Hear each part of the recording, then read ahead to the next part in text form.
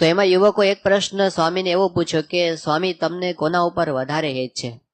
યુવકો પર વધારે હેત છે કે સાધુ પર વધારે, સંતો પર વધારે હેત છે? અને સ્પષ્ટ વાત કરજો, એવું ના કહેતા કે બધા પર હેત છે.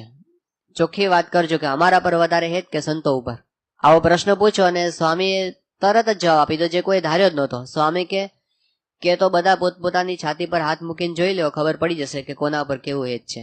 તો રાજીપો, પ્રસન્નતા, ભગવાન સાથેની પ્રીતિ, એમની સાથેનું આપણું જોડાણ, આ બધું જ અંતરમાં અનુભવવાની વસ્તુ છે, એવું સ્વામી કહેવા માંગતા હતા. અને જ્યાં સુધી આપણને અંતરદ્રષ્ટિ ન હોય, પોતાનો તપાસ ન કરતા શીખ્યા હોય, ત્યાં સુધી આપણને ખબર ન પડે. છેલ્લાને 28મા વચનમાં પણ મહારાજે આવી જ રીતે ત્રણને પૂછ્યું, શુકમુનિ, બ્રહ્માનંદ સ્વામી અને સુરાખાચર, કે તમારે અંદર એવો કયો સ્વભાવ છે કે એને લીધે તમે સત્સંગમાંથી ક્યારેક પાછા પડી જાઓ?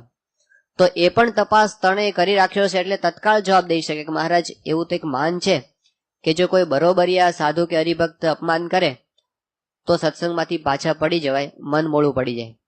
તો કેટલી બધી અંતરદ્રષ્ટિ પોતાની સતત કરતા હોય ત્યારે ખબર પડે કે આપણી અંદર કયો ગુણ છે, આપણી અંદર કયો અવગુણ છે, અને પ્રસંગ આવે ત્યારે આપણે શેને લીધે પાછા પડી જઈએ એમ છે.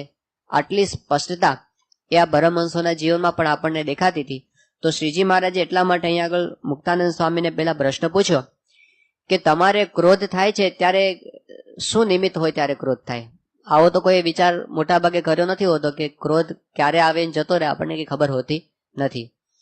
કારણ કે કેટલાક ક્રોધ તો બહાર વ્યક્ત થતા હોય છે, પણ મોટા ભાગના ક્રોધ એવા હોય કે અંદર ને અંદર એ શમી જતા હોય. ક્રોધ આવીને ગયો એવું પણ આપણને ખબર ન પડે. પણ આ શ્રીજી મહારાજ પોતે જે કક્ષાની વાત કરવા માંગે છે, લગારે ક્રોધની ચટકી આવે એની પણ મહારાજ અહીં આગળ વાત કરવા માંગે છે. અને ક્રોધને મહારાજ એટલા માટે અહીં આગળ વધારે પ્રાધાન્ય આપે છે કારણ કે સાધુતાની અંદર ક્રોધનું મહત્વ ઘણું બધું છે. સાધુતાના લક્ષણોની અંદર મુખ્ય સહન શક્તિ ગણવામાં આવી છે. સહન કરે તે સાધુ, એવું યોગી બાપા વારંવાર કહેતા. તો સહન કરવાની અંદર જે ખામી છે એ સીધી ક્રોધ રૂપે અભિવ્યક્ત થાય છે. ક્રોધ એટલે જે સહન ન કરી શકીએ અને એનો જે રિસ્પોન્સ આવે એને ક્રોધ કહીએ. કોઈકનો સ્વભાવ સહન ન થાય, કોઈકની અવળાઈ આપણાથી સહન ન થાય, અથવા તો આપણું કાંઈ મન ધાર્યું ન થાય, એને કોઈ મરડે અને આપણાથી સહન ન થાય અને એમાંથી જે આપણા અંતરમાં લાગણી ઉત્પન્ન થાય એ ક્રોધ છે. તો મહારાજે પેલા પોતાની વાત કરી કે અમને તો રૂપિયા સુધી બગાડ કરે તો પણ પોતા સારું તો ક્રોધ આવે નહીં. ગીતાની અંદર શ્રી કૃષ્ણ ભગવાને જે સ્થિતપ્રજ્ઞના લક્ષણો કહેવાની શરૂઆત કરી એમાં સૌથી પહેલું લક્ષણ આ બતાવ્યું છે. એની અંદર કહે છે કે દુઃખેશ્વનું દ્વિગ્ન મનાહા સુખેશુ વિગત સ્પૃહ વીત રાગ ભય ક્રોધ સ્થિત ધીર મુનિ રુચ્યતે. તો દુઃખની અંદર એ ઉદ્વેગ ન પામે અને સુખની અંદર એમને સ્પૃહા ન હોય. પછી કહે છે કે રાગ, ભય અને ક્રોધ આનાથી જે રહિત હોય એને સ્થિતપ્રજ્ઞ પુરુષ કહેવાય. તો આની અંદર વિદ્વાનો બધા વાત કરતા હોય છે કે રાગ, ભય અને ક્રોધ એ સિક્વન્સ છે ને એ પણ બહુ અગત્યની છે. કારણ કે રાગ છે એમાંથી જ ભય ઉત્પન્ન થાય અને રાગમાંથી જ ક્રોધ ઉત્પન્ન થતો હોય છે. જે વસ્તુની અંદર આપણને રાગ હોય અથવા તો જે ક્રિયાની અંદર આપણને રાગ હોય એમાં કોઈ બાધારૂપ જ્યારે બને અથવા તો આપણને એવું લાગે કે આ આપણા હાથમાંથી આ પદાર્થ આપણને ભય ઉત્પન્ન થાય કે મારી પાસે નહીં રહે તો, અને જ્યારે એ વસ્તુ જતી રહે અથવા આપણું ધાર્યું ન થાય જેમાં રાગ હોય એ ક્રિયામાં, ત્યારે પછી એમાંથી ક્રોધ ઉત્પન્ન થતો હોય છે. તો મહારાજે જે વાત કરી છે પોતાની વાત, એમાં બહુ સ્પષ્ટપણે દેખાય છે કે એમનો ક્રોધ રાગ મૂલક નથી. મોટા પુરુષ પણ ક્રોધ તો કરે છે.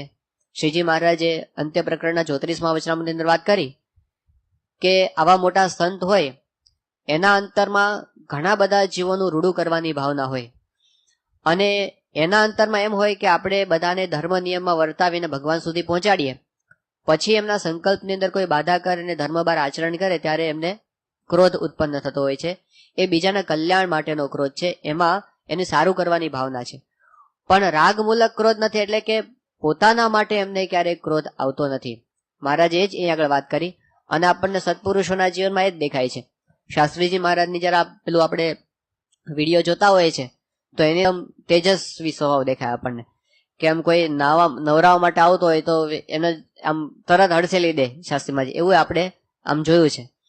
તો આપણને દેખાય શાસ્ત્રીમાની નજીક ફરકવું પણ એ જો એમ આંખ ફેરવે તો સામે ઊભા ન રહી શકે કોઈ, એટલું બધું તેજ આપણને દેખાય છે.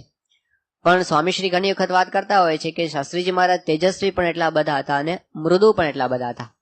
એ પોતે ગુસ્સો પણ ધારણ કરતા, પણ એ ગુસ્સો એવા પ્રસંગે ધારણ કરતા જે પ્રસંગે કોકનું કંઈ ખરાબ થવાનું અથવા ધર્મ બહાર કોઈ આચરણ થતું હોય.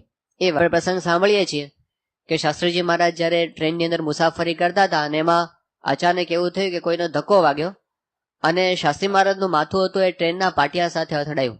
તો શાસ્ત્રી મહારાજ આજુબાજુ બધાનો જીવ અધર થઈ ગયો, કે કારણ કે અવાજ એટલો મોટો આવ્યો હતો, કારણ ખબર પણ જરા પણ શાસ્ત્રી મહારાજના ચહેરા પર ભાવ ફેર ન થયો અને પોતે શું બોલ્યા કે આય લાકડું ને આય લાકડું, આ શરીર પણ લાકડું છે, આય ધૂળ છે અને આ ટ્રેન છે એ પણ ધૂળ છે, એટલે ધૂળ ભેગી ધૂળ થઈ ગઈ. આવું જ્ઞાન એમને એ વખતે કામ લાગ્યું, પોતાના માટે એમને ક્રોધ થયો નહીં. અને શાસ્ત્રી મહારાજ જયારે પેલું બદલપુરની અંદર હાથ ધોવા માટે બેઠા અને હરિભક્ત હતા એ ધૂળ લઈને આવ્યા હતા, શાસ્ત્રી મહારાજે પેલું કઈ હાથ ધોતા ધોતા ધૂળ ખૂટી અને પછી હરિભક્ત હતા એમણે કીધું કે સ્વામી 2 વખત હાથ નહીં ધોવો તો એમાં ક્યાં વાંધો આવે છે, હું એકલો જ છું, બીજું કોઈ જોનારું નથી. ત્યારે શાસ્ત્રી મહારાજ ગુસ્સે થઈ ગયા એમના પર અને કીધું કે તારી આળસ માટે મારો ધર્મ તું લોપાવે છે. તો ધર્મ નિયમમાં લોપ થતો હોય એ વખતે પોતે પુણ્ય પ્રકોપ ધારણ કરે, પણ રાગમાંથી એમનો ક્રોધ ક્યારે ઉત્પન્ન થતો નથી. એમને કોઈ નડતું હોય ત્યારે આપણે કંઈક આયોજન કરીને બેઠા હોય કે આ સમયમાં આટલું કામ પૂરું કરવું છે અને એમાં કોઈ અડચણરૂપ બને ત્યારે આપણને તરત ગુસ્સો આવે અને વારંવાર આવું થાય ત્યારે આપણને વધારે ગુસ્સો આવતો હોય. યોગીજી મહારાજ ત્યાં મુંબઈમાં બિરાજમાન હતા અને ત્યાં સભા ચાલુ હતી. એક હરિભક્ત આવ્યા અને એમને મુંબઈથી અમદાવાદ જતા હતા.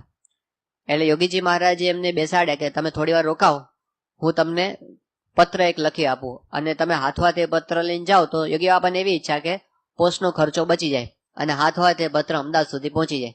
એટલે યોગી બાપા તે પત્ર લખવા માટે બેઠા અને હજી શરૂ કર્યો પત્ર, ત્યાં આગળ એક હરિભક્ત આવ્યા અને એમણે યોગીજી મહારાજ માટે હાર લઈને આવ્યા હતા. હવે બાપાને એમણે હાર પહેરાવ્યો, એટલે યોગીજી મહારાજે હાર પહેરાવ્યા એટલે પેલું બાજુમાં બધું મૂકવું પડે, પેન ને કાગળ બધું, પછી પાછા એમને સામે હાર પહેરાવે, પાછો હાથમાં લઈને કાગળ લખવાની શરૂઆત કરે. હવે એક બાજુ પેલા હરિભક્તને ટ્રેનમાં પહોંચવાની ઉતાવળ હતી એટલે પત્ર પૂરો કરવાનો હતો ને એમાં આવું ડિસ્ટર્બન્સ થયા કરે. 1-2 આવે તો બરાબર છે, પણ 7-8 જણા વારાફરથી આવે, ફરીવાર હાર પહેરાવે. યોગીજી મહારાજ એટલી જ ધીરજથી એમને બાજુમાં મૂકીને સામો હાર પહેરાવે અને પોતાનું લેખન આગળ વધાવે. હવે એક પાનું લખતા લખતા આવું 8-10 વખત થયું તો પણ જરા પણ અકળાયા નહીં. અને એમાં છેલ્લો જે માણસ આવ્યા એણે તો શું કર્યું, હાર પહેરાવો યોગીજી મહારાજને, તે એ હાર ભીનો હતો, પાણીમાં પલાળેલો હોય એટલે ભીનો હતો. તે બાપાને હાર પહેરાવ્યો તો આખો જે શાહી હતી પત્રની અંદર એ બધી રેડાઈ ગઈ, બધો પત્ર આખો બગડી ગયો. યોગીજી મહારાજ કઈ ન બોલ્યા, પત્ર ફાડી નાખીને પાછો ફરીથી નવો લખવા બેઠા, અકળાયા નહીં જરાય. તો યોગી બાપા કહેતા કે એમની દુકાનમાં ક્યારેય ક્રોધ જોવા ન મળે. એ હકીકત હતી કે આવી પરિસ્થિતિની અંદર ગમે તે માણસ હોય એ અકળાઈ જાય, પણ એમને પોતા સારું કે કોઈની અવળાઈ જોઈને કે આવી રીતે પોતાનું મન ધાર્યું ક્યારેક ન થાય એમાં ક્યારે અકળામણ થતી નથી એવું દેખાય છે. સ્વામીશ્રીના જીવનમાં પણ આપણને, કે જેમ ત્યાં આગળ યજ્ઞેશ્વર સ્વામી આપણને વાત કરી હતી કે દક્ષિણ ભારતની અંદર પોતે વિચરણ કરતા હતા અને એ વખતે ત્યાં આગળ બેંગ્લોરની બાજુમાં એક ગામ હતું અને ત્યાં પોતે ગયા હતા વિચરણ કરતા કરતા અને ત્યાં એક આશ્રમની અંદર ગયા હતા. એ આશ્રમના જે મુખ્ય સંત હતા એનું નામ હતું સદાનંદ સ્વામી. વર્ષોથી પોતે આશ્રમની બહાર નહોતા નીકળ્યા, 25-30 વર્ષથી. એમના ગુરુ એમને આજ્ઞા કરી હતી મુક્તાનંદ બાબાએ કે તમારે અહીં રહેવાનું, યહાં રહેના, ભજન કરના. આ 2 વસ્તુ તમને કીધી. ડોક્ટર સ્વામીએ સેવા કરના, યજ્ઞેશ્વર સ્વામી કે એવું એમણે નહોતું કીધું, યહાં રહેના ભજન કરના એવું એમને કીધું હતું એમના ગુરુએ. અને એમને એ વસ્તુ પકડી રાખી હતી ને ભજનનો અર્થ સેવા થાય જ છે, જો કે ભજ સેવાયામ એટલે ભજનની અંદર સેવા પણ આવી જાય છે. એ રીતે પોતે સેવા કરતા હતા ત્યાં આગળ. અને આશ્રમની બહાર એમણે પગ જ નહોતો મૂકતો આટલા બધા વર્ષોથી. ગુરુ કૃપાથી એમને એવી સિદ્ધિ પ્રાપ્ત થઈ ગઈ હતી કે સામે કોઈ પણ વ્યક્તિ આવે તો એને ખબર પડી જાય એના મનમાં શું વિચારો ચાલે છે, એની બધી પ્રકૃતિ એને ખબર પડી જાય. આવી એમને કેટલીક સિદ્ધિ પણ પ્રાપ્ત કરેલી, બહુ સાધુતાવાળા હતા. એટલે ત્યાંના હરિભક્તોએ કીધું કે અહીંયા આગળ એક આશ્રમ છે ને ત્યાં બહુ સારા સંત છે, આપણે એને મળવા માટે જઈએ. એટલે યજ્ઞેશ્વર સ્વામી પોતે ગયા ત્યાં સાથે અને પછી એમને મળ્યા, બહુ રાજી થયા અને બધી વાતો કરીને પછી યજ્ઞેશ્વર સ્વામીએ બધો સંસ્થાનો પરિચય આપ્યો અને પછી ગુરુની વાત કરી કે અમારો ગુરુ પ્રમુખ સ્વામી મહારાજ છે. પછી જ્યારે સ્વામીશ્રીનું પોકેટ કેલેન્ડર એમને બતાવ્યું, એમાં બાપાનો ફોટો હતો અને કીધું કે આ અમારા ગુરુ છે. એટલે એમને પેલું ફોટોગ્રાફ હાથમાં લીધો અને સદાનંદ સ્વામી હતા એ જોવા માંડ્યા. મને જોઈને એકદમ પ્રભાવિત થયા. પછી જાણે મુદ્રા શાસ્ત્રને પોતે જાણતા હશે એટલે એક એક અંગ મેળવતા, હા યહ ભી હૈ, યહ ભી હૈ, યહ ભી હૈ, આમ જોતા જાય. બહુ રાજી થયા અને કીધું કે તમને બહુ સમર્થ ગુરુ પ્રાપ્ત થયા છે. આટલું કહીને પછી એમણે આમ અચાનક આમ સ્વામીશ્રીના નાક પર આંગળી કંઈક મૂકી અને એમણે કીધું કે હા ગુસ્સા ભી કરતા હે કે. પછી કે જોજો તમે એવું ના માનતા કે સ્વામીશ્રી ગુસ્સો કરે છે. એમણે કીધું કે એમનો ગુસ્સો છે ને એ પોતાના માટે નથી, એ બીજાના માટે ગુસ્સો કરે છે, તમારું રૂડું કરવા માટે ગુસ્સો કરે છે. આવું એમણે એ વખતે કીધું. તો એમને પણ ખબર પડી કે આ કંઈક એવા સંત છે કે જેનો ગુસ્સો પણ જુદા પ્રકારનો છે, અલૌકિક છે. અને એટલે જ મહારાજે જે વાત કરી ને આગળ કે લગારે ક્રોધની ચટકી આવે પછી તરત ઉતરી જાય છે, ક્ષણ માત્ર પણ એ ક્રોધ રહેતો નથી. આ બહુ અઘરું છે. એક વખત ગુસ્સો આવે અને પછી એની અસર તરત ઉતરી જવી એ તો બહુ જ અઘરું છે. એ તો ચાલ્યા જ કરે. ઓફિસનો ગુસ્સો હોય એ લોકો ઘર સુધી લાવતા હોય છે અને ઘરનો ગુસ્સો ઓફિસ સુધી લઈ જતા હોય છે. ભેગું ભેગું ખેંચાતું આવે. અને ઘણી વખત તો બહુ જ ગુસ્સો કર્યો હોય તો આખો દિવસ એની અસર રહ્યા કરે, તમો ગુણ છવાઈ જાય અને પછી તો કઈ ભજનનું પણ સુખ આવે નહીં. અને ક્યારેક વધારે ક્રોધની આંટી પડી ગઈ હોય તો અઠવાડિયા સુધી પણ એની અસર ચાલે. ગુસ્સો એવી વસ્તુ છે. પણ મહારાજ કે અમારે તો ક્ષણ માત્ર પણ ગુસ્સો રહેતો નથી. મહાન સ્વામી પેલો પ્રસંગ કહે છે કે એક ભાઈએ ભૂલ બહુ કરી હતી મોટી અને સ્વામીશ્રી એમને બોલાવ્યા અને પછી બહુ જ ગુસ્સે થયા. મહાન સ્વામી કેવું હાજર હતો અને એટલા બધા સ્વામી એના પર ગુસ્સે થયા, ખખડાવી નાખ્યા હતા. આપણને થાય કે શું એને કહી નાખ્યું. અને પછી આમ લાલચોળ થઈ ગયા હતા સ્વામી. અને પછી પેલા સંત હતા એ ઊભા થયા અને પછી જ્યારે બહાર નીકળતા હતા, હવે નીકળતી વખતે એમને આંખના બહુ જાડા ચશ્મા હતા અને એટલે એને દરવાજો દેખાણો નહીં. તો બહાર નીકળવા માટે એ પોતે દરવાજા બાજુ જવાનું બદલે કબાટ તરફ ગયા અને કબાટનું બારણું ખેંચવા માંડ્યા. અને સ્વામી આ જોયું ને એટલા બધા ખડખડાટ હસી પડ્યા, જાણે 2 સેકન્ડ પહેલા એમને ગુસ્સો કર્યો જ નહોતો. એટલા સાહજિક સ્વામી થઈ ગયા. એમને નજરો નજર મહાન સ્વામી કહે કે આ પુરુષ છે એ ગુસ્સો પોતે ધારણ પણ કરી શકે છે, એને ગમે ત્યારે મૂકી પણ શકે છે, ક્ષણ માત્ર પણ એની અસર એના પર રહેતી નથી. આ એમની વિશેષતા છે. એટલા માટે અહીંયા આગળ મહારાજે કીધું કે અમારો ગુસ્સો તો આવો છે કે કોઈક ધર્મલોપ કરતો હોય ત્યારે એક તો ગુસ્સો આવે અને બીજો બળિયો એ ગરીબને પીડે અથવા અન્યાયનો પક્ષ લે ત્યારે અમને ગુસ્સો આવતો હોય છે. મહારાજ પોતે આવી રીતે અમદાવાદમાં બિરાજમાન હતા અને ત્યાં પેલો લોલંગર બાવો હતો, એના બધા સાધુઓ એ મુક્તાનંદ સ્વામીને માર માર્યો અને મુક્તાનંદ સ્વામીને આંખમાંથી લોહી નીકળવા માંડ્યું. આ વાત જ્યારે મહારાજે જાણી ત્યારે મહારાજે ગુસ્સો ધારણ કરેલો અને એટલી બધી મહારાજ તો ત્યાં સુધી કે હમણાં જેને પ્રલય થઈ જશે એવું વાતાવરણ થઈને ઊભું રહ્યું. એ વખતે બધા સંતોએ મહારાજની સ્તુતિ કરી કે મહારાજ જીવ તો બધા આવા હોય પણ આપે આવી રીતે એમને ક્ષમા આપી દેવી જોઈએ. અને સંતોની ક્ષમા જોઈ અને મહારાજ પણ પોતે રાજી થયા અને મહારાજે પણ પછી પોતાનો ગુસ્સો મૂકી દીધો.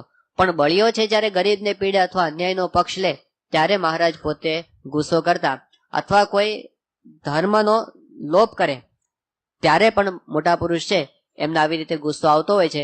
એ આપણા રૂડા માટે આવતો હોય છે. પછી મુક્તાનંદ સ્વામીને મહારાજે પૂછ્યું કે તમારે કેવી રીતે ગુસ્સો આવે છે એ તમે અમને કહો. ત્યારે મુક્તાનંદ સ્વામી પણ પોતે વાત કરી કે મહારાજ ક્યારેક કોઈક પદાર્થને યોગ્ય કરીને ગુસ્સો આવી જાય છે અથવા કોઈકની અવળાઈ દેખાય ત્યારે તે ઉપર ક્રોધ આવી જાય છે. આ બંને વસ્તુ એવી છે, પદાર્થમાંથી ગુસ્સો આવવાની સંભાવના ઘણી બધી છે. કારણ કે પદાર્થની અંદર આપણને કંઈ મમત્વ બંધાયો હોય અને પછી કોઈક એને લઈ જાય અથવા બગાડી નાખે ત્યારે તરત આપણને એના પર ગુસ્સો આવી જાય. જેમ મુક્તાનંદ સ્વામી પેલું ધ્યાન કરવા માટે બેઠા હતા તો મુક્તાનંદ સ્વામીએ સામે તુંબડીને સુકવવા માટે મૂકી હતી કલર કરીને. હવે થોડી વારે મુક્તાનંદ સ્વામી બાજુમાં લાકડી પાછા રાખીને બેઠા હતા અને કૂતરો આવે તો એમને કાઢવા માટે. ત્યારે નીલકંઠ વર્ણી હતા એ ત્યાં પધાર્યા. એમણે કીધું કે મુક્તાનંદ સ્વામી આ તમે શું કરો? કે ધ્યાન કરું છું. તો કે આ લાકડી કેમ બાજુમાં રાખીને બેઠા છો? તો કે આ તુંબી પાત્ર છે એને પેલો કૂતરો બગાડી ન જાય એટલા માટે. તો મહારાજે કીધું કે ધ્યાન દૈવત તુંબી પાત્ર મેં કિંવા ધ્યાન મેં, આમાં કેમ તમારી વૃત્તિ રહે છે? અને પછી તો મહારાજે એવું ચરિત્ર કર્યું કે જેટલા સાધુ હતા બધાની તુંબડી મગાવી અને એને કાંઠા તોડી નાખ્યા. એટલે મહારાજે એવી કઢંગી તુંબડી કરી દીધી કે એની અંદર કોઈને સ્નેહ રહે નહીં અને કદાચ કોઈક કઈ કરી નાખે તો પણ વાંધો આવે નહીં. પદાર્થનું મમત્વ મહારાજે કાઢી નાખ્યું. નહીતર એને લીધે ગુસ્સો આવે કે પેલું કૂતરું બગાડીએ, કૂતરા પર ગુસ્સો આવે કે કેમ એને મારું બગાડી નાખ્યું. તો મહારાજે એ પણ રહેવા દીધું નહીં. તો એક પદાર્થને યોગ્ય કરીને ગુસ્સો આવે, અને બીજું કોઈની અવળાઈ દેખાય ત્યારે પણ એના પર ગુસ્સો આવ્યા વિના રહેતો નથી. પણ સત્પુરુષને તો આમાંય ગુસ્સો ન થતો. જેમ યોગી બાપાને વિજ્ઞાનદાસ હતા, એ અવળાઈ કરીને જ હેરાન કરતા હતા. કેવળ અવળાઈ, યોગીજી મહારાજનો વાંક ન હોય તો ઉભો કરે, અથવા તો પોતાનો વાંક હોય અને યોગીજી મહારાજની ઉપર ઢોળી દે. એટલું બધું આમ અવળાઈ પોતે કરતા યોગીજી મહારાજ સાથે. યોગી બાપાને ક્યારે એમના પ્રત્યે ગુસ્સો આવ્યો નથી. પછી શ્રીજી મહારાજ પછી કીધું કે તત્કાળ શમી જાય છે. આ મુક્તાનંદ સ્વામીની વિશેષતા છે. સંત સ્વામી ઘણી વખત એક સાખી બોલતા કે ઉપજી શમાવે તે સંત અને ન ઉપજે તે ભગવંત. એ કહેતા કે એકવાર આપણા અંતરની અંદર આવા વિકાર ઉત્પન્ન થાય પછી જો આપણે પાછા વળી શકીએ તો એ સંતનો માર્ગ છે. અને જો ક્યારે ઉત્પન્ન જ ન થાય, એ તો બહુ જ ઊંચી સ્થિતિ પ્રાપ્ત થઈ હોય, સિદ્ધ દશા પ્રાપ્ત થાય ત્યારે એવું થતું હોય છે. અને સાક્ષાત ભગવાનને ક્યારેય વિકાર ઉત્પન્ન ન થાય, પણ જે સાધન દશાની અંદર હોય એને થાય. પણ સાધુનું કર્તવ્ય એ છે કે જેટલું બને એટલું વહેલું એમાંથી પાછું પોતે વળી શકે, એ એનું કર્તવ્ય કહેવાય. પછી શ્રીજી મહારાજ બોલ્યા છે, એવું તમારે વિચારનું બળ રહે છે તે શાને યોગે રહે છે? ત્યારે મુક્તાનંદ સ્વામીએ કહ્યું છે, એક તો ભગવાનનું મહાત્મ્ય વિચારીને એમ સમજાય છે જે રીતે ભગવાનનો કુરાજીપો થાય તે સ્વભાવ રાખવો નથી. અને બીજો સુખજીને જડભરત જેવો સંતનો માર્ગ જોઈને એમ વિચાર રહે છે જે સાધુમાં એવો અયોગ્ય સ્વભાવ ન જોઈએ. પછી શ્રીજી મહારાજ બોલ્યા છે, કામ ક્રોધાદિકના જોરને હઠાવે એવો જે વિચાર તે તો ગુણ થકી પર છે, તે એ તમારા જીવમાં રહ્યો છે. અને એવી રીતે કામ ક્રોધાદિક ગુણને હઠાવે એવું જે જોર છે તે પૂર્વજન્મનો સંસ્કાર છે. અને તમારું એટલું તો અમને જણાય છે જે તમારે જે માયિક પદાર્થનો યોગ થાય તેની આંટીમાં પ્રથમ તો આવી જવાય, પણ અંતે જતા એના બંધનમાં રહેવાય નહીં. બંધન તોડીને નીકળાય ખરું. શ્રીજી મહારાજે વિચારનું બળ એની આગળ વાત કરી. આંતરિક સ્વભાવ એવા છે કે એની અંદર આપણું બાહ્ય બળ બહુ ઝાઝું કામ લાગતું નથી. ઘણી વખત બુદ્ધિશાળી વ્યક્તિ હોય તો પણ એ કાંઈ પોતાના સ્વભાવ પર વિજય મેળવી શકતો નથી. ખબર હોય કે આ ગુસ્સો મને હેરાન કરે છે, વ્યક્તિને ખબર હોય છે કે આનાથી મારા ઘણા સંબંધો અત્યાર સુધી બગડેલા છે, આ ગુસ્સાની અંદર હું જેમ તેમ બોલી જાઉં છું અને પછી મારા સંબંધો બગડે છે, અને પછી એને રિપેર કરવામાં બહુ સમય જાય છે, એવી એને ખબર છે. છતાં પણ એને છોડી દેવો એ કાંઈ સહેલી વસ્તુ નથી. એમાંથી મુક્ત થઈ જવું એ કાંઈ સહેલી વસ્તુ નથી. જેમ સિગારેટ પીવાથી નુકસાન થાય છે, આ વસ્તુ જગ જાહેર છે. જે વખતે સિગારેટની જાહેરાત થતી હોય એ વખતે જ નીચે લખવામાં આવે છે કે સિગારેટ પીવી એ સ્વાસ્થ્યને માટે હાનિકારક છે, મોટા અક્ષરે લખવામાં આવે છે. બધાને ખબર છે, ડોક્ટરોને ખબર હોય છે બધાને, છતાં ડોક્ટરો પીવે છે, એનાથી છૂટતું નથી. તો આપણા ઘણા બધા સ્વભાવ એવા હોય છે કે આપણે જાણીએ છીએ છતાં પણ એને છોડી શકતા નથી. એક જુદા પ્રકારના બળની જરૂર પડતી હોય છે એ સ્વભાવને મૂકવા માટે. એમાં મૂળ છે વિચારનું બળ. અને વિચારની અંદર પણ મુક્તાનંદ સ્વામીએ જે પાયાના વિચારો કીધા છે બહુ જ અગત્યના છે. કેવળ ક્રોધ માટે નહીં, પણ જે કાંઈ આપણા અવળા સ્વભાવ હોય એ બધાની સામે થવા માટે આ જ વિચારો આપણને આત્યંતિક રીતે કામ લાગે એવા છે. એમાં મુક્તાનંદ સ્વામી પહેલી વાત કરી કે પહેલા તો અમે ભગવાનનું મહાત્મ્ય સમજીએ છીએ કે ભગવાન જેવું આ જગતની અંદર કોઈ મોટું નથી, અને ભગવાનને પ્રસન્ન કરવા એનાથી આ જીવનની બીજી કોઈ મોટી સાર્થકતા નથી. એવા ભગવાનને રાજી કરવા માટે પછી આ સ્વભાવને મૂકી શકાય છે.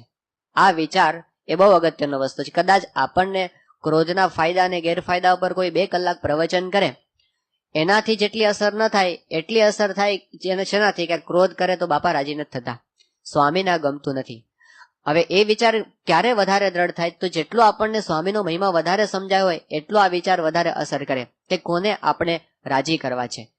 જેમ મહારાજે અંત્યના 24મા વચનામૃતની અંદર વાત કરી કે પ્રકૃતિ છે તે જીવને ટળવી બહુ કઠણ છે, છતાં પણ જો ભગવાનને રાજી કરવાનો સ્વાર્થ જણાય તો ગમે તેવી પ્રકૃતિ, મહારાજ કે પ્રકૃતિ પોતાના જીવ સાથે જડાઈ ગઈ હોય એટલી બધી કઠણ પ્રકૃતિ મહારાજે અંત્ય 27માં કીધું, તો પણ એ પ્રકૃતિનો ત્યાગ થઈ શકે. ક્યારે? કે જો ભગવાનને રાજી કરવાનો ખપ હોય તો. એવો વિચાર હોય કે મારે રાજી કરવામાં. નંતર મહારાજ કે દાદા ખાચરના ઘરના છે એને અમને રાજી કરવાનો, અમને રાખવાનો ખપ છે, તો અમને ન ગમે એવો એકે સ્વભાવ પોતે રાખતા નથી. તો એ વિચાર એ આત્યંતિક વિચાર છે કે જે આપણને દરેક જગ્યાએથી બચાવે, ખોટું કામ કરતા બચાવે, ખોટા વિચાર કરતા પણ આપણને બચાવે. એટલે મહારાજ મુક્તાનંદ સ્વામીએ કીધું કે એક તો એવો રહે છે કે ભગવાન કુરાજી થાય એવો એકે સ્વભાવ મારે રાખવો નથી. અને બીજું કે છે કે શુકજી અને જડભરત એવા સંતનો માર્ગ અમે જોઈએ છીએ, સાધુતાનો માર્ગ, જે આપણને વારંવાર આ વખતે શિબિરની અંદર મોટેરા સંતોએ આપણને ધડાવ્યું અને કીધું કે સાધુ થકી બીજી કોઈ મોટી પદવી નથી. આ માર્ગનું જેટલું ગૌરવ હોય એટલું આપણે માર્ગે સારી રીતે ચાલી શકીએ અને એમાં આપણે વિઘ્નોથી પર થઈ શકીએ. જેમ અખંડાનંદ સ્વામી હતા અને જંગલની અંદર જતા હતા અને એમને એ વખતે પેલો વાઘ સામો આવ્યો, તેમને એવો વિચાર આવ્યો કે હું તો અખંડાનંદ છું અને મારે કેવી રીતે આનાથી ભય પમાય. તો એવા વિચારથી પોતે પાછા વળી શક્યા, ભયથી મુક્ત થઈ ગયા. આત્માનંદ સ્વામી હતા અને એને પેલો ગાડાવાળો હતો એ આમ એવી રીતે ચલાવતો હતો કે એમને ફાવે નહીં. આત્માનંદ સ્વામી કે હું તો આત્માનંદ છું અને મારે ગાડાની શું જરૂર, અને ચાલવા માંડ્યા, નીચે હાલવા જ માંડ્યા સીધા. તો અસ્મિતા એક એવી વસ્તુ છે પોતાના માર્ગની કે એની અંદર કદાચ પોતાની શારીરિક પીડા થતી હોય અથવા તો પોતાને કંઈક માનસિક રીતે વિઘ્નકારક હોય, એ બધાથી પર થઈ અને આપણે જે માર્ગે ચાલવો જોઈએ એ માર્ગે આપણે ચાલી શકીએ. તો સાધુતાના માર્ગની અસ્મિતા કીધું કે જડભરત અને સુખજી જેવાના માર્ગનો અમે વિચાર કરીએ છીએ કે એ લોકો આગળ શું કરી ગયા. યક્ષના પ્રશ્નની અંદર આવે છે કે કહ પંથાહા, એ જયારે પ્રશ્ન પૂછ્યો ત્યારે એક જ વાક્યમાં યુધિષ્ઠિરે જવાબ આપી દીધો કે મહાજનો યેન ગતઃ સપંથા. બીજું કાંઈ નહીં, જાજુ ન સમજાય તો કાંઈ નહીં, મોટા પુરુષ જે રસ્તે ચાલી ગયા એ રસ્તે તમે ચાલવા માંડો તો પછી જેટલા કઈ વિઘ્નો છે એ આપોઆપ એમાંથી શમી જાય. એટલે એ વાત કરી કે સાધુતાના માર્ગ સામું જ્યારે અમે જોઈએ છે ત્યારે લાગે છે કે આટલું કંઈ ઠીક થતું નથી અને પછી એને અમે હટાવી દઈએ છીએ. ત્યારે મહારાજે મુક્તાનંદ સ્વામીના વખાણ કર્યા કે તમે આ કામ ક્રોધાદિકના બળને પણ હટાવી દે એવો વિચાર કરો છો. આ વિચાર તો ગુણ થકી પર છે, કારણ કે ગુણની સાથે સ્વભાવ જોડાયેલા છે. જો સ્વભાવથી આપણે પર થઈ શકીએ તો ગુણાતીત થઈ ગયા. એટલે એમને કીધું કે તમે જેટલા સ્વભાવને હટાવી શક્યા એટલા તમે ગુણથી પર થયા છો, તો આ તો તમારો ગુણ થકી પર વિચાર છે. પછી મહારાજે કીધું કે છતાંય તમારા માટે અમને એટલું તો દેખાય છે કે શરૂઆતની અંદર તો તમે માઇક પદાર્થનો યોગ થાય ત્યારે એના બંધનમાં આવી જાઓ ખરા. બહુ નિખાલસ ચર્ચા લાગે છે સભાની અંદર. મુક્તાનંદ સ્વામી કઈ સામાન્ય સંત નથી, બહુ જ સિનિયર સંત છે. શ્રીજી મહારાજ કરતા 20-22 વર્ષે ઉંમરની અંદર મોટા છે અને એ વખતની રીતે જોઈએ તો આખા સંપ્રદાયમાં સૌથી સિનિયર સંત મુક્તાનંદ સ્વામી ત્યાં આગળ છે. ઘણી બધી સાધના એમણે કરી છે અને 60-70 સાધુઓના મંડળના મોવડી છે અને એના સ્વભાવની વાત મહારાજ જાહેરમાં કહે છે કે તમારી આટલી ખામી મને જણાય છે. અને મુક્તાનંદ સ્વામી હાથ જોડી કે હા મહારાજ એ મારી ખામી છે. તો કેટલી બધી નિખાલસ ચર્ચા, જે આપણને પૂજ્ય મુનિ સ્વામી ભૂમિકાની અંદર જે વાત કરી હતી કે આ સંતો બધા હૃદય ખોલીને મહારાજની સામે બેસતા અને મહારાજને પણ એટલો બધો વિશ્વાસ હતો કે આ સંતોને હું ગમે તેમ કહી શકીશ. એવો એક આત્મીયતાનો સંબંધ, એવો એક નિખાલસ સંબંધ મહારાજ અને પરમહંસો આવી રીતે કેળવ્યો હતો. તો મુક્તાનંદ સ્વામીને મહારાજે કીધું કે તમારી આટલી ખામી દેખાય છે કે તમે શરૂઆતની અંદર તો કોઈ પદાર્થના બંધનમાં આવી જાઓ છો પણ પછી તમે એ તોડીને નીકળી જાઓ છો. અને એનું કારણ એ છે કે પૂર્વ સંસ્કાર તમારો બહુ બળવાન છે. પૂર્વ જન્મમાં તમે કોઈ મહાન સાધના કરી છે અથવા તો તમને એવા મોટા સંતોનો યોગ થયો છે જેના બળે કરીને તમે આ બંધન તોડીને નીકળી જાઓ છો. પછી મુક્તાનંદ સ્વામીએ પૂછ્યું છે, પ્રથમ આવરણ થઈ જાય એવી કાચપ રહે છે તે શાને યોગે રહે છે? મુક્તાનંદ સ્વામીને હજી આગળ વધવાની ઈચ્છા છે કે પ્રથમ કાચપ રહી ગઈ એ શાને યોગે કરીને રહી ગઈ. આમ તો આપણે જોઈએ છે કે આખા વચનામૃતની અંદર મુક્તાનંદ સ્વામીના આવા પ્રશ્નો વારંવાર આવે છે કે જેની અંદર એવું હોય કે મારી અંદર આટલી સ્વભાવની ખામી છે તો કેવી રીતે ટળે. સંઘર્ષ એમણે આખી જિંદગી કર્યો છે પણ છતાં એમણે સંઘર્ષ એવી રીતે પોઝિટિવલી કર્યો છે કે આપણો માર્ગ સાચો છે અને આ સંઘર્ષમાં મારી જીત થવાની છે, આવો દ્રષ્ટિકોણ રાખીને પોતે સતત લડતા રહ્યા છે.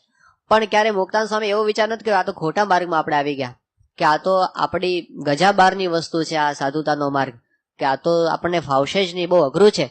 અઘરું તો પોતે અનુભવતા હતા પણ ક્યારે એમને એવો વિચાર નથી કર્યો કે અઘરું છે તો આપણે નથી લડવું, પણ એવો જ વિચાર કર્યો કે અઘરું છે માટે હવે તો એને પાર પાડવું જ છે. એટલે એમને મહારાજને એટલું પૂછ્યું કે સૂક્ષ્મ ખામી છે પણ કેવી રીતે ટળી શકે એ તમે અમને કહો.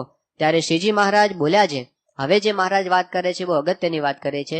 એક સરસ દ્રષ્ટિકોણ મહારાજ રાજીપા માટે બીજી રીતે આપે છે કે દેશકાળાદિક જે 8 છે તેમાં જેવું પૂર્વ સંસ્કારમાં જોર છે તેવું જ એક એકમાં છે. માટે જ્યારે એનો યોગ થાય ત્યારે જરૂર બંધન થાય છે અને પૂર્વના સંસ્કારનું જોર રહેવા દેતા નથી. અને જો સંસ્કારમાં લખ્યું એટલું જ સુકૃત દુષ્કૃત થાય તો વેદ શાસ્ત્ર ને પુરાણ તેને વિશે વિધિ નિષેધના ભેદ કરે તો વેદ શાસ્ત્ર પુરાણ તેને વિશે વિધિ નિષેધના ભેદ કહ્યા છે જે આ કરવું ને આ ન કરવું તે સર્વે ખોટું થઈ જાય. તે એ મોટાના કરેલા શાસ્ત્ર તો ખોટા થાય જ નહીં. અને જય વિજય હતા તેમને જો અયોગ્ય ક્રિયા કરી તો જે ઠેકાણે કાળ કર્મ ને માયા નથી એવું જે ભગવાનનું ધામ ત્યાંથી પડી ગયા. અને જો નારદજીને રાજી કર્યા તો પ્રહલાદને દેશકાળાદિક અશુભ હતા તો પણ નડી શક્યા નહીં. અને જો સંકાદિકને કોપાયમાન કર્યા તો દેશકાળાદિક શુભ હતા તો પણ જય વિજય પડી ગયા. માટે જેને કલ્યાણને ઈચ્છું તેને તો જેમ મોટા પુરુષ રાજી થાય તેમ કરવું. અને તે મોટા પુરુષ પણ ત્યારે રાજી થાય જ્યારે કોઈ પ્રકારે અંતરમાં મલિન વાસના ન રહે. અને જેને ગરીબ ઉપર ક્રોધાદિકનો સંકલ્પ થતો હોય તેને તો મોટા ઉપર પણ થાય અને પોતાના ઈષ્ટદેવ ઉપર પણ ક્રોધાદિકનો મલિન ઘાટ થાય. માટે જેને કલ્યાણને ઈચ્છવું તેને કોઈ ઉપર મલિન ઘાટ કરવો નહીં. અને જો કોઈ ઉપર મલિન ઘાટ કરે તો તેને ભગવાનના ભક્ત તથા ભગવાન ઉપર પણ મલિન ઘાટ થઈ જાય. અને અમારાથી તો એક ગરીબ પણ દુખાયો હોય તો અમારા અંતરમાં એવો વિચાર આવે છે જે ભગવાન સર્વાંતર્યામી છે તે એક ઠેકાણે રહીને સર્વના અંતરને જાણે છે. માટે જેને અમે દુખવ્યો તેના જ અંતરમાં વિરાજમાન હશે ત્યારે અમે ભગવાનનો અપરાધ કર્યો એમ જાણીને તેને પગે લાગીને તેને કંઈ જોઈતું હોય તે આપીએ. પણ જે પ્રકારે તે રાજી થાય તેમ કરીએ છીએ. એક બહુ જ મોટી ચર્ચા આધ્યાત્મિક માર્ગની અંદર થતી હોય છે અને લોકની અંદર પણ સિદ્ધિ પામવા માટે જે પ્રયત્ન કરતા હોય છે એના મનમાં પણ આ એક પ્રશ્ન હોય છે. શ્રીજીમાં બહુ સુંદર એનું સમાધાન આપે છે. પ્રશ્ન એવો છે કે પ્રારબ્ધનું કેટલું ફળ છે અને પુરુષ પ્રયત્નનું કેટલું ફળ છે. આ એક બહુ અગત્યનો પ્રશ્ન છે કે પૂર્વજન્મમાં કર્યું હોય આપણે એ પ્રમાણે જ જો આપણને ફળ પ્રાપ્ત થવાનું હોય તો પછી મહેનત કરવાનો કાંઈ અર્થ નથી. આપણે પુરુષ પ્રયત્નની વાત કરીએ છીએ કે વિદ્યાર્થીને ભણવામાં મહેનત કરવી જોઈએ અને દાખલો કરવો જોઈએ તો પછી જો પ્રારબ્ધ પ્રમાણે થવાનું હોય તો પછી એને પુરુષ પ્રયત્ન કરવાનો અર્થ શું છે? અને જો પુરુષ પ્રયત્નથી ધાર્યું પરિણામ મેળવી શકાતું હોય તો પછી પ્રારબ્ધનો સિદ્ધાંત જ ખોટો છે, એને પણ રાખવાની શું જરૂર છે? પણ મહારાજે એક સરસ બેલેન્સ આગળ કરીને આપણને બતાવ્યું, કારણ કે ભગવાન છે અને ભગવાનને તો જેમ છે એમ બધું દેખાતું હોય. મહારાજ કે પૂર્વ સંસ્કાર પૂર્વ કર્મ આ બધું એક જ છે. તો પૂર્વ સંસ્કાર છે એનું પણ પ્રધાનપણું છે અને જે અત્યારે આપણે કરીએ છીએ એનું પણ પ્રધાનપણું છે. પણ એની અંદર મહારાજ કે પૂર્વ કર્મની અંદર 8 વસ્તુ આવે છે. દેશ કાળ અને પૂર્વ કર્મની જે વસ્તુ છે એવું જ એક વર્તમાન કાળની અંદર આપણે જીવીએ છીએ એની અંદર 8 વસ્તુ આવે છે. એમાં છે દેશ કાળ ક્રિયા સંગ મંત્ર શાસ્ત્ર દીક્ષા અને ધ્યાન. પૂર્વ સંસ્કારથી જેટલું થતું હોય એટલું આ એક એકની અંદર બળ છે. એટલે કે જો બધાની ટોટલ અસર આપણે ગણીએ તો પૂર્વ સંસ્કારની અંદર 100/9 ભાગ જેટલા ટકા થયા. એટલે કે 10% કરતાં પણ ઓછી અસર પૂર્વ સંસ્કારની થઈ. એનો અર્થ એ થયો કે પુરુષ પ્રયત્ન કરીને જો સારા દેશકાળનું સેવન કોઈ કરે, કોઈ સારો સંગ રાખે, કોઈ સારી ક્રિયા કરે, કોઈ ઉત્તમ મંત્રનો જપ કરે અને કોઈ ઉત્તમ દેવની ઉપાસના કરે, જેમ જેમ પોતે આ એક એક દેશકાળ એક ઉત્તમનું સેવન કરતો જાય એમ એમ પૂર્વ સંસ્કારનું ગમે તેટલું મલિનપણું હોય એની ઉપર એ પોતે આગળ વધી શકે છે. આ શ્રીજી મહારાજે પુરુષ પ્રયત્નનું બળ બતાવ્યું છે. તો પૂર્વ સંસ્કારની આગળ પણ આ પુરુષ પ્રયત્ન રૂડા દેશકાળાદિકનું સેવન કરવું એનું બળ વધારે છે. અને પછી શ્રીજી મહારાજ એના કરતાં પણ આગળ વાત કરે છે કે દેશકાળની અંદર પણ સારામાં સારા દેશકાળ શું સમજવા. મહારાજે મધ્યના 51માં વચનામૃતની અંદર એક વાત કરી છે. મહારાજે કીધું કે મોટા પુરુષની આજ્ઞાને વિશે રહ્યો છે એ જ રૂડા દેશકાળાદિકને વિશે રહ્યો છે. અને મોટા પુરુષની આજ્ઞાનો જે ભંગ કર્યો એ જ એને ભૂંડા દેશકાળાદિકનો યોગ કર્યો. તો સારામાં સારા દેશકાળ એ મોટા પુરુષની આજ્ઞા પાળીને એને રાજી કરવા એ છે. અને ત્યાં મહારાજ બહુ પ્રસિદ્ધ અને પ્રમાણભૂત દ્રષ્ટાંત આપે છે કે પ્રહલાદ જે હતા એ અસુર કુળમાં જન્મ્યા હતા. દેશકાળાદિક બધી રીતે ખરાબ હતા. એના પિતાશ્રી અસુર હતા ચારે બાજુ અસુરોનો યોગ. એના ગુરુ પણ અસુર મળ્યા હતા કે જે એને આસુરી વાત જ શીખવતા હતા. ધર્મ અર્થ કામ મોક્ષની અંદર અર્થ અને કામની જ વાત કરતા હતા. ધર્મ અને મોક્ષની વાત તો હતી જ નહીં. આવું જ એને શિક્ષણ એની પાઠશાળામાં આપવામાં આવતું હતું. છતાં પણ પ્રહલાદજીએ પહેલા મોટા સંતનો યોગ થયો હતો નારદજીનો, અને એની કથા વાર્તા એમને સાંભળી હતી. તો એના યોગે કરીને પ્રહલાદજીને ભૂંડા દેશકાળાદિક નડી શક્યા નહીં. અને સનકાદિક હતા એ તો ભગવાનના ધામમાં હતા, ભગવાનની જ સમીપે કેટલા સારા દેશકાળાદિકની અંદર હતા. છતાં પણ સનકાદિકનો એમણે દ્રોહ કર્યો તો અસુર યોનિને પોતે પામ્યા. જય વિજય હા ત્યાં રહેતા હતા. અને સનકાદિકનો એમણે દ્રોહ કર્યો તો પોતે ભગવાનના ધામમાંથી જય વિજય પડ્યા સનકાદિકનો દ્રોહ કરવાથી, અને અસુર યોનિને પોતે પામ્યા. તો રૂડા દેશકાળાદિકની અંદર છતાં મોટા પુરુષ ખુરાજી થયા તો એને આવું ફળ પ્રાપ્ત થયું. એટલે મહારાજ છેલ્લે સિદ્ધાંત એ લાવીને મૂકે છે કે પૂર્વ સંસ્કાર આપણા ગમે તેવા હશે, દેશકાળાદિક આપણા ગમે તેવા હશે, મોટા સંતને રાજી કરશો તો કાંઈ કરવાનું બાકી રહેશે નહીં. એટલે મહારાજ કે મોટા પુરુષને રાજી કરવા, પણ પછી મહારાજ કહે છે કે મોટા પુરુષ પણ રાજી ક્યારે થાય છે? તો જ્યારે અંતરમાં કોઈ પ્રકારની મલિન વાસના ન રહે. અને મલિન વાસનાની અંદર મહારાજ અહીંયા આગળ ક્રોધાદિકની વાત કરે છે. સામાન્ય રીતે મલિન વાસનાને લોકો કામ સમજતા હોય છે, મહારાજે એને પણ મલિન વાસના કહે છે. પણ અહીં આગળ શ્રીજી મહારાજ એમનું વધારે નિશાન એ ક્રોધાદિક ઉપર છે. કોકના ઉપર ક્રોધ થતો હોય, કોઈનો આપણને અવગુણ આવતો હોય, કોઈનું ભૂંડું થાય એવી ભાવના આપણને રહેતી હોય. સ્વામીશ્રી અમદાવાદમાં બિરાજમાન હતા અને એ વખતે એક સંતે સ્વામીશ્રી પાસે વાત કરી કે તમને કયો વિચાર કાયમ માટે રહે છે? ત્યારે સ્વામીશ્રીએ વાત કરી કે તો હું કહું છું, પણ એની પહેલા હું એ વાત કરું કે કયો વિચાર કાયમ રહે ક્યારેય નથી આવતો. એમ કરીને બાપાએ સામેથી કીધું કે કોઈનું અહિત થાય એવો વિચાર મને હજી સુધી ક્યારેય આવ્યો નથી. આ મલિન ઘાટ છે. કોઈનું ખરાબ થતું દેખીને જો આપણે અંતરમાં રાજી થઈએ, આ મલિન ઘાટ છે. અથવા તો કોઈનો ઉત્કર્ષ દેખીને આપણે એને ખમી ન શકીએ તો આ મલિન ભાવના છે. મહારાજ કે ગરીબ ઉપર પણ આવી રીતે ન કરવો, સામાન્ય હોય એના ઉપર પણ ન કરવો. મહારાજ પોતાની પ્રકૃતિ બતાવે. એક નાનો માણસ હોય, કોઈ પણ ગરીબ હોય, એ અમારાથી દુખાઈ ગયો હોય તો પણ અમને થાય છે કે અમે કેમ એને રાજી કરીએ. અને એને મહારાજ કે અમે એને કંઈ જોઈતું હોય તો પદાર્થ આપીએ, પણ ગમે તેમ કરીને એનું સારું કરવા માટે પ્રયત્ન કરીએ. 1996ની સાલમાં સ્વામીશ્રી ત્યાં અટલાદરામાં પધારેલા જાન્યુઆરી મહિનાની અંદર. હવે વડોદરાની અંદર બે બાળકો એ વખતે સ્વામીશ્રી પાસે બહુ આવતા વારંવાર, અને સ્વામી પણ એને બંનેને બહુ હેત કરતા. એક નામ ભગવત અને બીજો તિલક. ભગવત એટલે નિખિલેશ સ્વામીનો ભત્રીજો, અને તિલક એટલે બ્રહ્મતીજ સ્વામીનો, તિલક નિખિલ સ્વામીનો ભત્રીજો, અને ભગવત એટલે બ્રહ્મતીજ સ્વામીનો ભાણો ને. હા, એટલે બંને સ્વામી પાસે કાયમ બહુ નાના હતા, અને બાબા આરામમાં રાત્રે જતા હોય ત્યારે રોજ સંતો બંનેની પાસે પેલું અંદરો અંદર કુસ્તી કરાવે. અને કાયમ સ્વામીશ્રી જ્યારે પધારે એ જમવા માટે બેઠા હોય, સ્વામી સભામાંથી આવે, આરામમાં જતા હોય ત્યારે અમૃત મહોત્સવની જય મોટેથી બોલાવતા બંને, અને સ્વામી પણ રાજી થઈને બંનેને આશીર્વાદ આપતા. પણ અમૃત મહોત્સવ તો પૂરો થઈ ગયો અને સ્વામી 96ની સાલમાં પછી ત્યાં પધાર્યા અટલાદરા. પછી કઈ જય બોલાવવાની રહી નહીં, કારણ કે અમૃત મહોત્સવ પૂરો, શેની જય બોલાવી? એટલે કોકનું શીખવેલું અને થોડુંક પોતાનું ગોઠવેલું. એટલે એમને કીધું કે પ્રમુખ સ્વામી મહારાજ શતાબ્દી મહોત્સવની જય, એ એમને શરૂ કરી. અને સ્વામી અકળાઈ ગયા. સ્વામી રાત્રે આરામમાં જય બોલ્યા. સ્વામી જરા આમ ગંભીરતાથી બોલ્યા. સ્વામી કે આવી જય નહીં બોલાવાની, અને જો બોલશો તો ફરીવાર રૂમમાં આવવા દેવામાં નહીં આવે. આમ કરીને સ્વામી આમ લાગ્યું કે મજાક કરે, પણ સ્વામી ગંભીરતાથી બોલતા હતા. પેલા છોકરાઓ તો કઈ ખબર પડે નહીં, એટલે કે સ્વામી કે છે પણ આપણે તો કરવાનું. તે બીજે દિવસે સ્વામી જયારે પાછા સભામાંથી પધાર્યા, સાંજે ભોજન લેવા માટે આવતા હતા, અને એ વખતે રૂમની અંદર દરવાજા આગળ જ પેલો બે જણ ઉભા હતા, અને સ્વામી પાસે બોલ્યા મોટેથી કે પ્રમુખ સાહેબ મારા શતાબ્દી મહોત્સવની જય. અને સ્વામી ગુસ્સે થઈ ગયા. સ્વામી કે તને ના નથી પાડી નહીં બોલવાનું? હવે બધા મહોત્સવ ઉજવાઈ ગયા છે, એકે મહોત્સવ કરવાનું નથી. અને સંતોને કીધું કે આને કાંઈ આવું અવળું શીખવાડવાનું નહીં. અને પેલા બંનેને કે તમે આજે અંદર નહીં આવવાનું રૂમમાં, અને બંનેને કાઢી મૂકે કે જતા રહો, જાઓ. પેલા બે જતા રહ્યા ત્યાંથી. અને સ્વામી ત્યાં જમવા માટે બેઠા, અને એક બાજુ વાંચન ચાલતું, બાળ સનેહી પુસ્તકનું વાંચન ચાલે. અને એમાં સ્વામી થોડી વાર આમ જોયા કરે આજુબાજુ. કોઈકને લાગ્યું કે સ્વામી કંઈક કહેવા માંગે છે. પછી થોડી વાર પછી સ્વામીથી રહેવાય નહીં. સ્વામી કે પેલા બે છોકરાઓ બોલાવો ને, અને એક જણને મોકલ્યા તપાસ કરવા માટે. તો બેમાંથી એક મળ્યો, ભગવત એક મળ્યો, પેલો તિલક તો મળ્યો જ નહીં.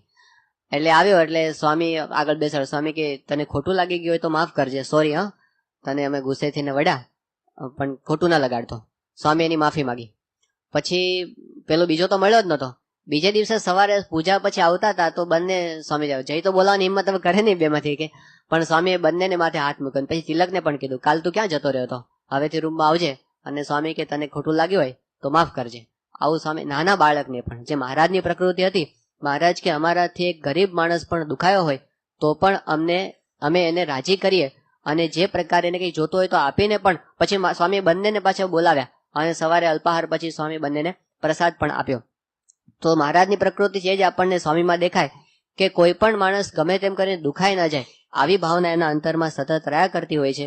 તો પછી સંતને દુખાવવાની કે ભક્તને દુખાવવાની તો વાત જ નથી. મહારાજ કે ગરીબને પણ અમે દુખવી શકતા નથી. અને વળી એમ હવે મહારાજ એક જુદી વાત કરે છે. અને વળી અમે વિચારીને જોયું છે, જે અતિશય ત્યાગ રાખે અથવા દયા રાખે તેથી ભગવાનની ભક્તિ થાય નહીં, ત્યારે ઉપાસનાનો ભંગ થાય છે. અને પૂર્વે જે અતિશય ત્યાગી થયા છે તેના માર્ગમાં ઉપાસનાનો નાશ થઈ ગયો છે. માટે અમે એમ વિચારીને પરમેશ્વરની ઉપાસના રહેવા સારું ત્યાગનો પક્ષ મોળો કરીને ભગવાનના મંદિર કરાવ્યા છે. તેમાં જો થોડો ત્યાગ રહેશે તો પણ ઉપાસના રહેશે, તો તેણે કરીને ઘણા જીવના કલ્યાણ થશે. અને જેને ભગવાનની ભક્તિ કરવી તેને તો ઢૂંઢિયાની પેઠે દયા રાખીએ પણ કેમ ઠીક પડે. તેને તો પરમેશ્વરને વાસ્તે પુષ્પ લાવ્યા જોઈએ, તુલસી લાવ્યા જોઈએ, ભાજી તરકારી લાવવી જોઈએ, ઠાકોરજીને વાસ્તે બાગ બગીચા કરાવ્યા જોઈએ, મંદિર કરાવ્યા જોઈએ. માટે જે અતિશય ત્યાગ રાખીને ને અતિશય દયા રાખીને મુઠ્ઠી વાળીને બેસી રહે તેને ભગવાનની ભક્તિ થતી નથી. અને જ્યારે ભક્તિ રહિત થાય ત્યારે ભગવાનની ઉપાસનાનો નાશ થઈ જાય. એટલે પછવાડેથી અંત પરંપરા ચાલે તે સારું અમે મંદિર કરાવ્યા છે, તે અખંડ ભગવાનની ઉપાસના રાખ્યા સારું કરાવ્યા છે. અને જે ઉપાસક હોય તે પોતાના ધર્મમાંથી ભ્રષ્ટ થાય જ નહીં. માટે પોતપોતાના ધર્મમાં રહીને ભગવાનની ભક્તિ ઉપાસના કરવી એ અમારો સિદ્ધાંત છે. મહારાજ પોતાના સિદ્ધાંતની વાત અહીં આગળ કરે છે. શ્રીજી મહારાજને ત્યાગ બહુ પ્રિય હતો. આપણે જાણીએ છીએ કે નીલકંઠ વર્ણની વિશે તો મહારાજ જબરજસ્ત ત્યાગ પાળ્યો હતો, અને પછી પરમહંસોની પાસે ત્યાગ મહારાજે પોતે પળાવ્યો તો પણ ખરો. ગોદોહન માત્ર મહારાજને એક સ્થાનમાં રહેવું ગમે નહીં. મહારાજ વસ્તીમાં ક્યારેય જાય નહીં, બહારના નામે એક રૂમાલ પણ રાખે નહીં. આવી ત્યાગી પ્રકૃતિ મહારાજે ધારણ કરી હતી. અને પછી પણ મહારાજ જે પરમહંસોને પ્રકરણો બધા ફેરવતા હતા કે કોઈ કૂતરાનો પણ અવાજ ન આવે એટલે છેટે તમારે ગામની બહાર રહેવું. અને મહારાજે ત્યાગ એક પછી એક ત્યાગ એવા રખાવ્યા હતા. મહારાજ કે એક કોપીન ભેરવું એવા પણ નિયમો મહારાજે આપ્યા હતા. પણ શ્રીજી મહારાજે જ્યારથી મંદિરો કરાવ્યા ત્યારથી આખી રીત સંપ્રદાયની બદલાઈ ગઈ એવું આપણને દેખાય છે. મંદિરો કરાવ્યા ત્યાં સુધી આવું બધું ચાલતું હતું, પણ મંદિર કરાય એટલે એની સાથે વ્યવહાર આવ્યો, અને કેટલો બધો વ્યવહાર. મોટા સંતો વાત કરે છે કે 100 ઘરબારી અને એક મઠધારી એવું કહેવાય. એક મંદિર આવે એટલે કેટલો બધો વ્યવહાર એની પાછળ આવે. અહીં આગળ ખેતીવાડી એની પાછળ આવે, એની પાછળ ગૌશાળા આવે, એની પાછળ બીજું બધું તંત્ર મોટું જ આવે. તો એ બધું મહારાજે કરાવ્યું. મહારાજ કે એમાં અમે ત્યાગનો પક્ષ મોળો કર્યો છે, અને દયાનો પક્ષ પણ ક્યાંક મોળો કર્યો છે. એટલા માટે કે ભગવાનની ઉપાસનાથી કલ્યાણ થાય છે. કેવળ ત્યાગથી કોઈનું કલ્યાણ થતું નથી, કેવળ દયાથી પણ કલ્યાણ. એ તો સત્વગુણની ભાવના છે, અને એ તો કેવળ આપણને સ્વર્ગલોક સુધીની ગતિ કરાવે. પણ આત્યંતિક કલ્યાણ ભગવાનની ઉપાસનાને આશ્રય કરીને છે, અને એ આત્યંતિક કલ્યાણ એ મંદિરો દ્વારા થાય છે. આ શ્રીજી મહારાજનો સિદ્ધાંત છે. એટલે મહારાજે આ સત્સંગ પ્રધાન આપણું જીવન બને અને ભગવાન પ્રધાન બને એટલા માટે આ બધી પ્રવૃત્તિ પ્રવર્તાવી છે.